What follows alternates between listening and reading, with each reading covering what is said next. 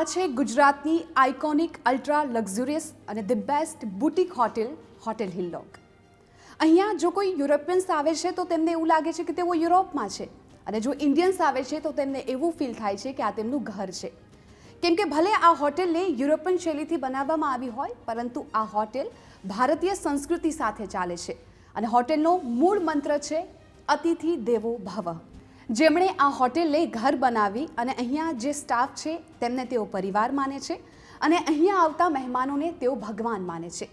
તેવા આ હોટેલના ઓનર સ્નેહા અગ્રવાલ અમારી સાથે છે. Sneha, welcome to TV9. Thank you so much. Sneha, સૌથી પહેલાં તો હોટેલ હિલ્લોકની જર્ની વિશે વાત કરવી છે. 1989 માઉન્ટ આબુથી આ જર્ની શરૂ થઈ છે, પણ આજે આપણે અમદાવાદમાં તમે જે હોટેલ હિલ્લોક શરૂ કરી છે એ વિચાર કેવી રીતે આવ્યો, કેવી રીતે સ્ટાર્ટિંગ થયું, શું પ્લાનિંગ હતું શરૂઆતમાં? અમદાવાદ એટલું બધું સિગ્નિફિકન્ટ સિટી નોટ ઓન્લી ઇન્ડિયામાં પણ આખા વિશ્વમાં બની રહ્યું છે, જે આપણે ફાળો કહી શકીએ બહુ જ મોટો આપણા પ્રાઇમ મિનિસ્ટર શ્રી નરેન્દ્ર મોદીના નેતૃત્વના નીચે. અને આ બહુ જ સમયથી આઈડિયા આવી રહ્યો હતો કે અમદાવાદ બહુ જ ગતિથી આગળ વધવાનું છે. તો વર્ષોથી આ વિચાર હતો કે અમદાવાદમાં આવી અને સેટલ થવું માઉન્ટ આબુથી.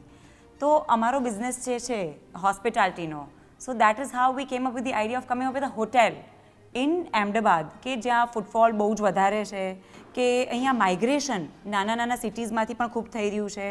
બહુ જ બધા લોકો વિદેશથી અહીંયા લાંબા ગાળા માટે આવે છે ફોર ધેર વર્ક પર્પઝ. તો number of rooms being added in the city was increasing. તો જેના લીધે અમને એક ક્લિયર આઈડિયા આવી રહ્યો હતો કે અહીંયા અમારા બિઝનેસનું ખાસું એવું પોટેન્શિયલ છે.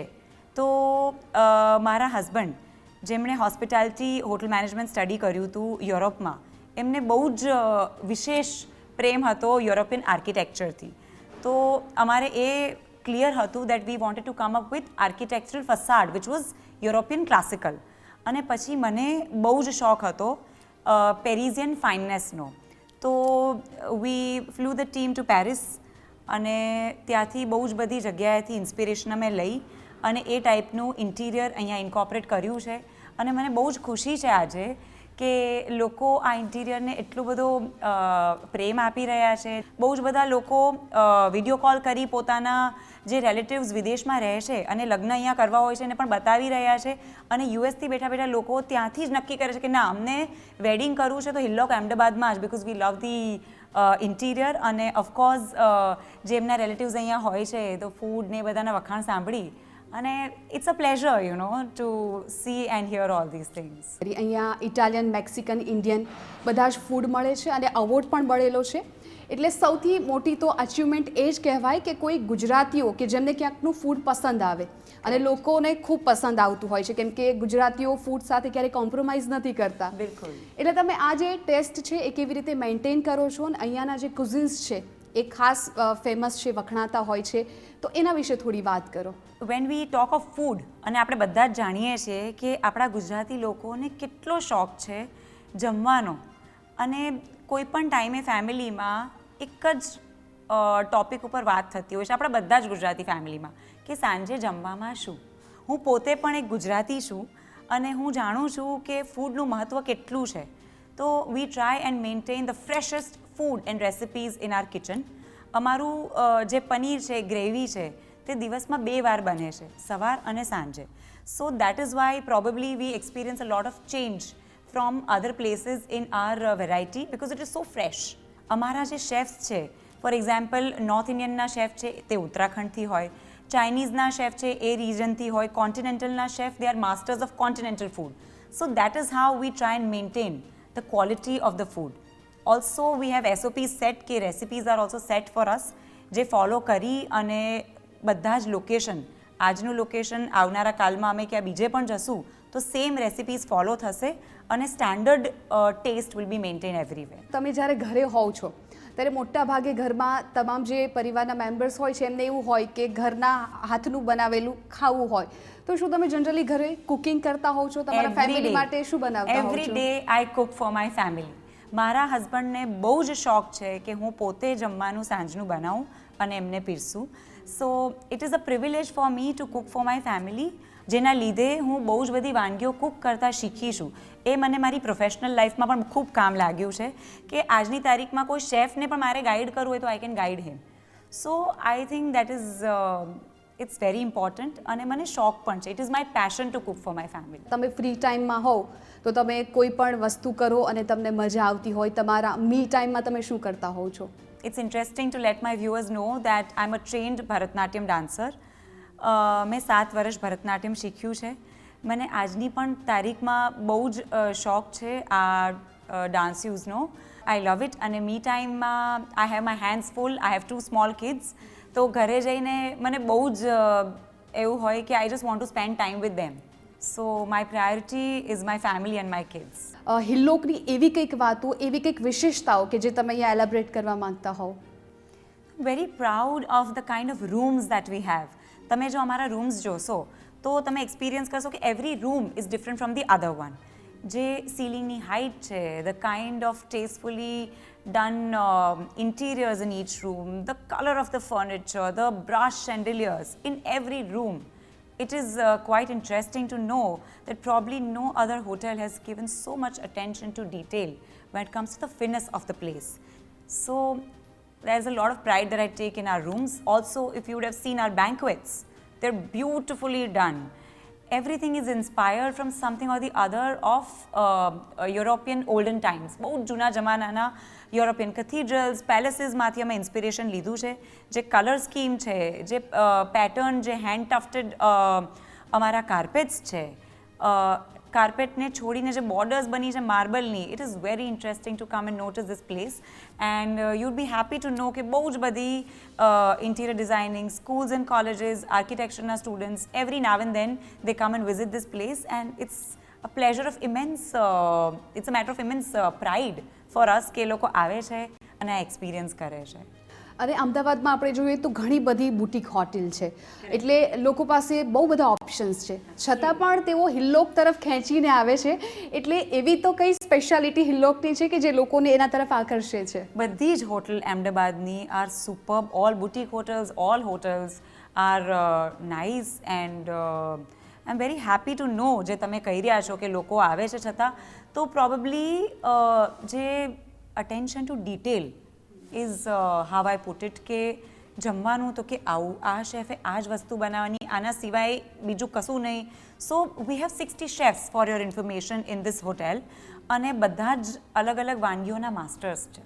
So food is one thing that we offer, I think, is quite different from what people offer in the city. Also the kind of rooms and interiors. 6.5 વર્ષ થયા છે અમને આ હોટલ બનાવતા અને જો તમે અમારી 24/7 રેસ્ટોરન્ટને જોશો તો you will see that it is stone cladded. જે જૂના જમાનામાં યુરોપિયન પેલેસીસમાં સ્ટોન ક્લેડિંગ થતું વોલ્સ ઉપર, that you will see in our restaurant, which took probably 1.5 years to make. So yeah, I think this could be one of a very major reason. હોટેલિયર ફેમિલીમાં તમારું welcome થયું ને ત્યારથી તમારી આ જર્નીની પણ શરૂઆત થઈ, કેમ કે પેરેન્ટ્સ એવું ઈચ્છતા હતા કે તમે ડૉક્ટર બનો, પણ ઘણી વખત કહેવાય છે ને કે God's plan is better than arts plans.